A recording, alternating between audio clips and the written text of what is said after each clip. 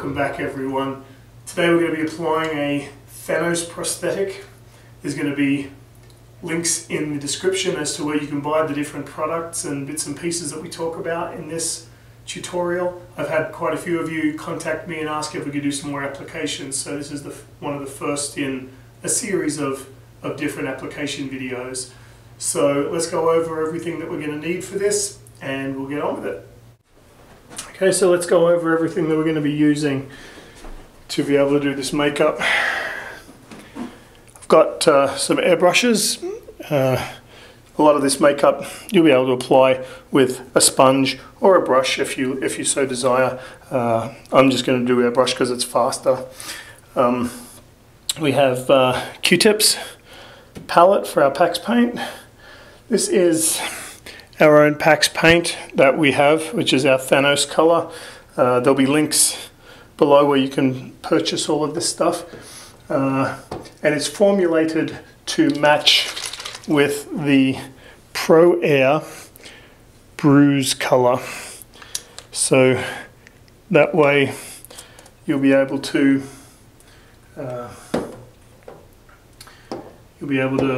seal your prosthetic with the PAX and not have to PAX out the entire head, unless you're doing a bald cap, and then you're probably going to want to do that. But then you can also use the Pro Air around the eyes, on the neck, ears, and it washes off with soap and water. It's a much easier cleanup, so that way it's very convenient. We also have the same color in a solids. Now, we're not going to necessarily need all of these colors of Pro Air. I just wasn't exactly sure what I was going to need, so I brought a few different things and I'll explain what I'm using as I go. Well, we have Prosthetic adhesive to glue it on. We have an alcohol spritzer.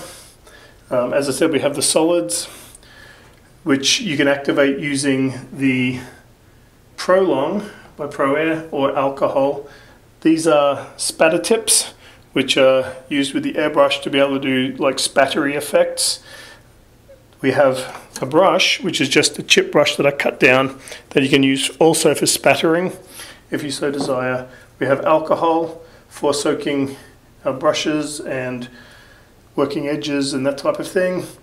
We have just miscellaneous grunge foam, just couch foam that I've cut up. I like to use that for my PAX rather than the foam latex wedges. I find that it gives a better result. These are my glue brushes, miscellaneous other stipple brushes and paint brushes, and of course an iPad for... Okay, so here's my mate Brian. He's never done this before. He's graciously agreed to come in and sit for us for obvious reasons. So he's going to be experiencing this for the first time, which is fantastic. So let's get started. We're going to just put this on to test it. The first step is to make sure that this is going to fit. Now, with a prefabricated prosthetic, you always run the risk of maybe it's not going to fit very well. So you always want to try it first. So I'll just pop this on. Make sure that the nose is fully plucked out. Make sure that you've plucked out around here to make sure there's no flappy stuff. I'm going to pop this on and make sure it's going to blend in okay. Yep, that's looking pretty great. Pretty great fit. Fantastic. So we're going to take our Prosthetic. Just going to do what's called anchoring the piece. So I'm just going to put a little bit of glue here, okay, and just a little bit here. Now I'm going to try and get away with using as little glue as possible in this today, just because it's literally only going on for this, and he's not going to be having to wear it out and about at a convention or for an event of any kind. Okay, so that's now anchored. So at this point you don't want to then turn around and pull it off, because it can remove 2 to 3 layers of skin, which is not great for anybody.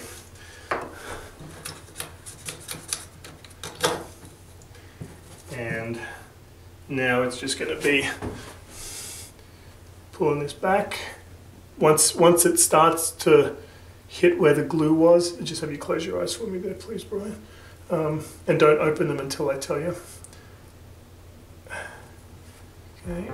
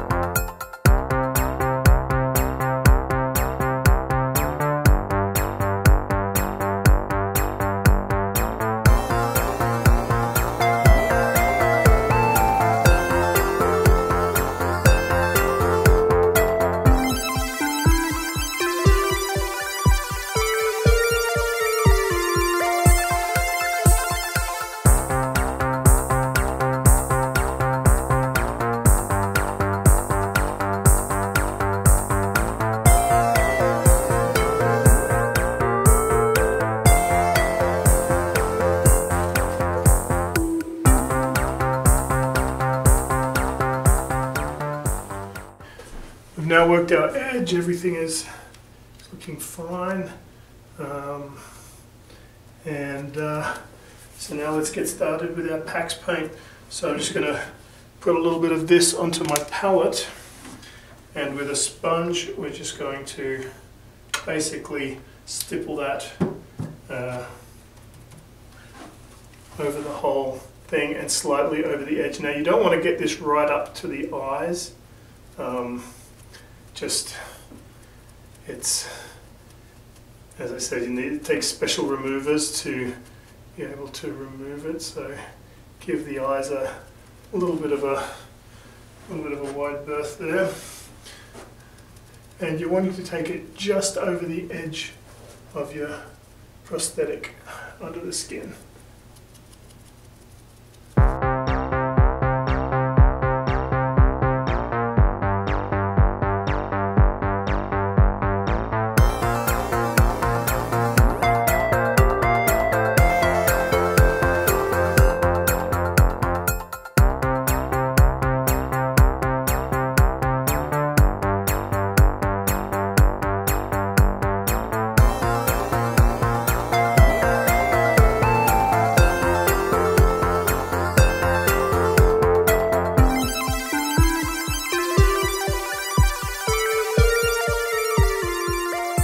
Now if you don't want to use the PAX paint, that's fine, but you will need to seal your foam with the Prosthetic adhesive, and then you can just go in with your Pro Air or face paint or rubber mask grease or alcohol based product, whatever it is that you're wanting to use.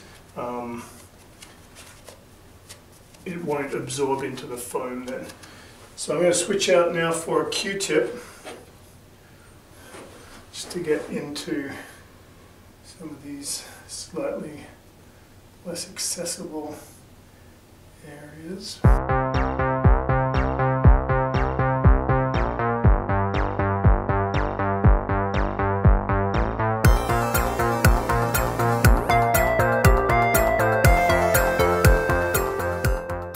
So now I've got the Pro Air in my airbrush. So you want to start your airbrush before you start airbrushing your actor, so that it's not sort of just coming out of nowhere.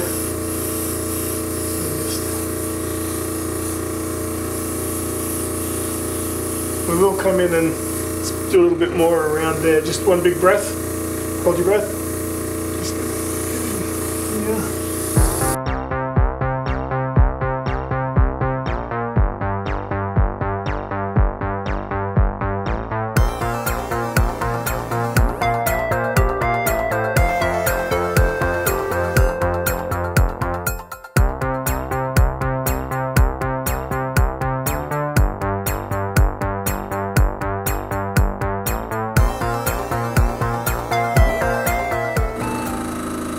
So you can see that with just a coat of paint, it makes a really, really big difference. Okay, open your eyes.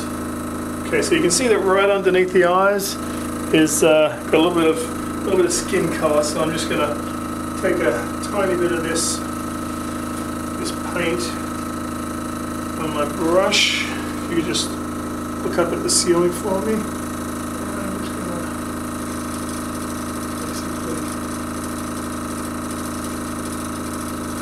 Don't get a lot of makeup done, huh? No.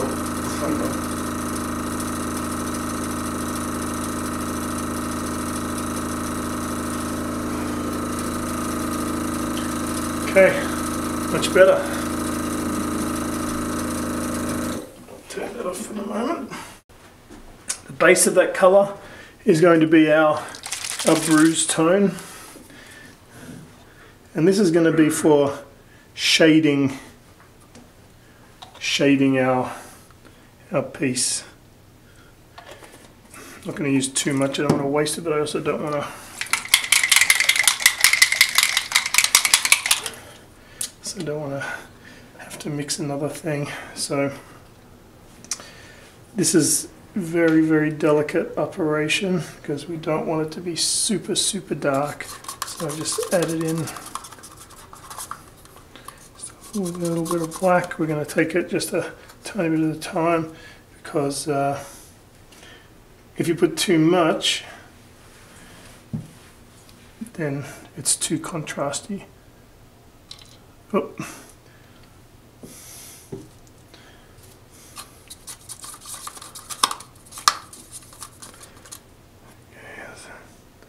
No, needs a little bit more.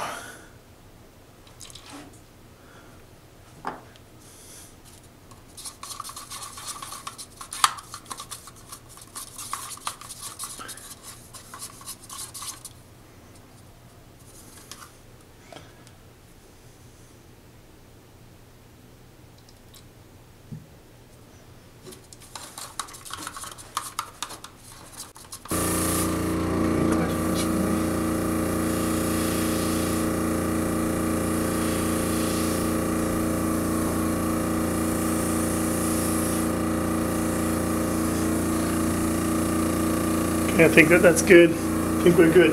So we only want it to be maybe 3 shades darker. We don't want to have it look like it's just crazy contrasty. We just want to be able to bring out the sculpt a little bit. We don't want it to look like with a face paint. We're just wanting to do some subtle shading just to bring out the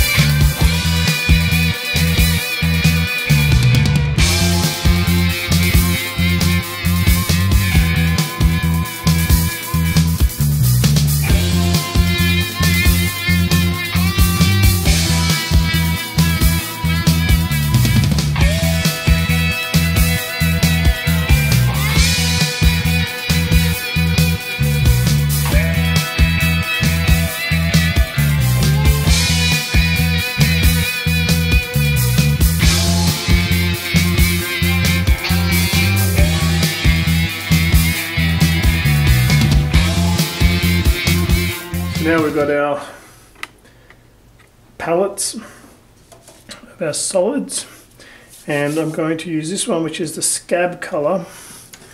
Gonna go in with some alcohol. Now if you use alcohol with this, it actually makes it a lot more washy than if you use the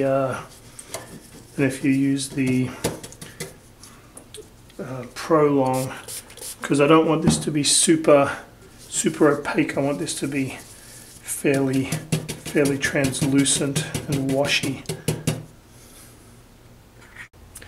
And with our thing, we're just gonna go in and see, we're giving it some texture.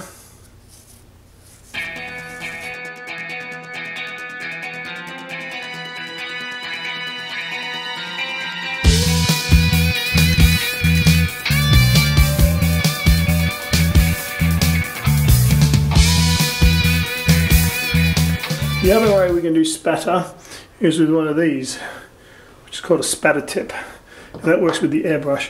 So I'm going to take some of our same base color. It's on there, and I'm going to go in with some Pale Dead. You read that?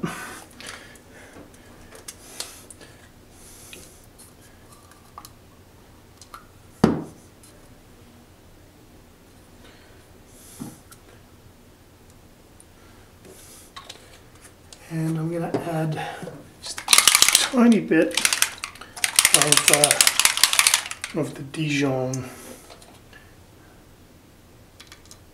Just a tiny bit.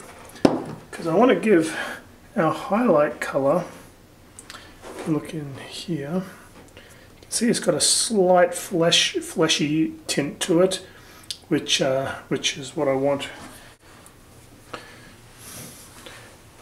Pop that in our airbrush.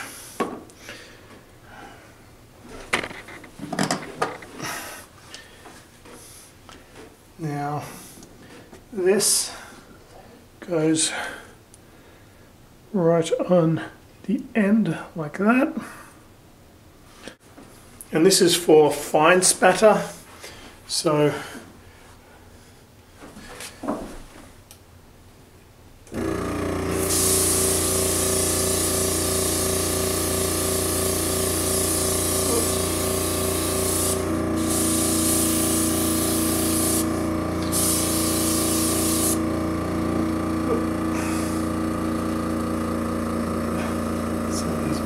blotches.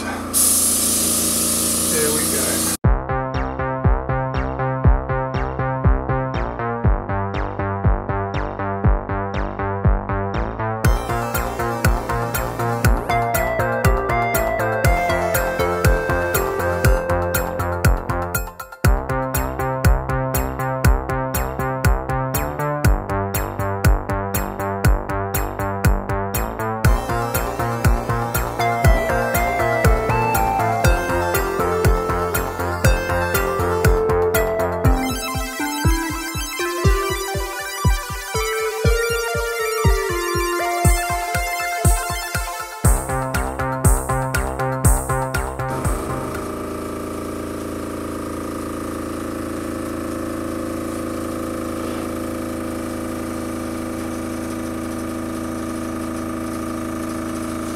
Spattery texture. You can see the dark spatter there, you can see the light spatter, and it's looking quite nice. Now we're going to go in with some of this. I've used the Prolong, so I get a little bit of a stronger coverage, and I've mixed a little bit of the actual bruise tone in with the color that we were using, this one. I'm just gonna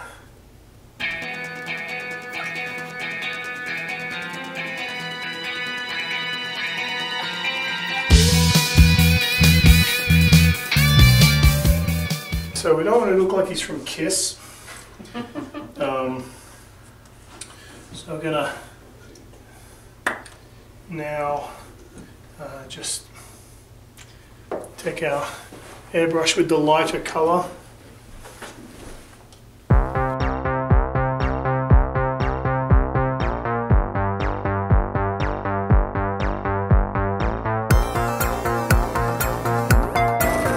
And I'm going to call that one finished Thanos makeup.